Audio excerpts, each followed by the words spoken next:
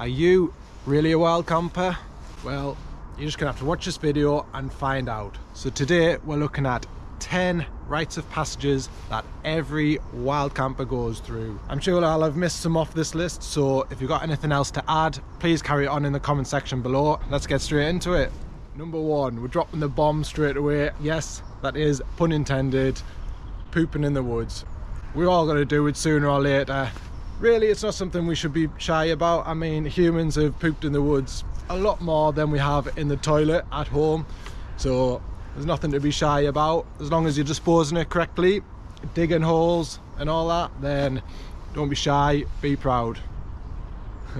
There we go, there's number 1 for you. Number 2, taking a swim in a water source. And we're not talking about dipping toes in here, we're talking about fully getting in there, submerging yourself, whether that be in the sea, in a river. There's so many health benefits to this, I'm not going to list them off now. I'm sure you can have a quick Google search, or you probably already know them yourself, but getting in there, right in the thick of nature, jumping in the water is number 2.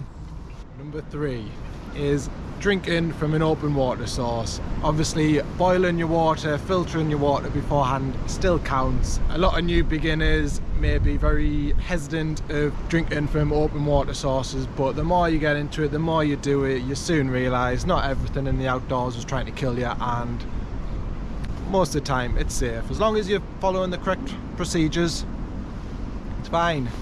Get drinking that fresh water, it's beautiful. Remember, not everything has to be supermarket verified. Number 4, doing a wild camp solo. I mean, I'm not taking anything away, going camping with your mates, it's great fun, but anyone who's ever done it, it is a complete different mindset going it alone. You're probably getting up to the same activities, the same things as if you're going out with a friend, but your mindset completely changes when you're alone. I highly recommend it. So number 5 is surviving the dreaded 4 o'clock.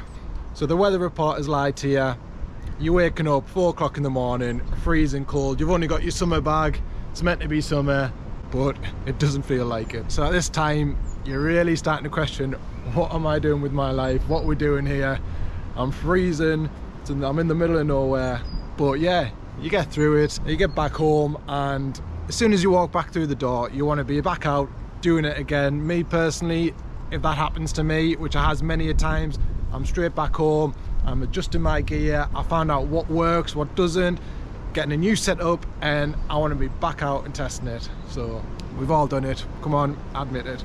Okay, number 6 is a super quick one, spending too much time researching and buying wild camping gear. Any wild camper who says they don't do this, they're just happy with the first thing they buy, you're lying. Number 7 is the breath of appreciation. So you've just got to camp, you've set up all your gear, you've got the fire on the go, you have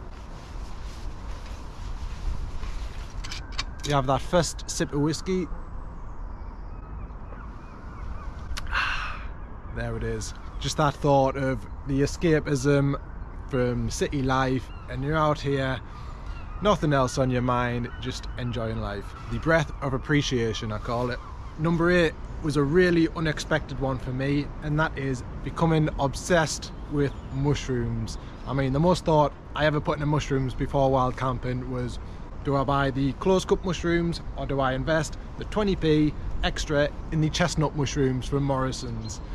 But since I started wild camping, I mean, as soon as I get into that woodland, I'm on the hunt for different type of mushrooms, even researching them. What does this mushroom do? Each mushroom has benefits to it, and you can use it. You can use them as plasters, you can make teas out of them, you can make medicine. So yeah, becoming completely obsessed with mushrooms. Number 9 is getting lost in the thought of living off grid.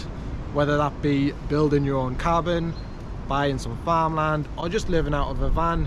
When you're around the camp and you just sat there in that peaceful state of mind, we've all thought about it. We all just want to escape that city life and do this wild camping thing full time. How amazing would that be? And the last one I have for you today is burning your sausages. If you watched my last video, I pretty much destroyed my sausages.